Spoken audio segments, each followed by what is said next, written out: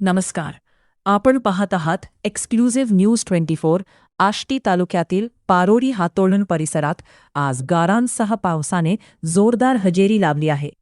अचानक झालेल्या या अवकाळी पावसामुळे शेतकरी आणि नागरिकांची एकच धावपळ उडाली. मिळालेल्या माहितीनुसार दुपारच्या सुमारास वातावरणात अचानक बदल झाला आणि वादळी वाऱ्यासह पावसाला सुरुवात झाली. यावेळी काही भागात गारपीटही झाली. या अनपेक्षित हवामान बदलमुळे शेतातील उभ्या पिकांना फटका बसण्याची शक्यता व्यक्त केली जात आहे. गारांसह झालेल्या पावसामुळे शेतकऱ्यांमध्ये चिंतेचे वातावरण निर्माण झाले असून नुकसानीचा प्राथमिक अंदाज घेण्याचे काम सुरू आहे.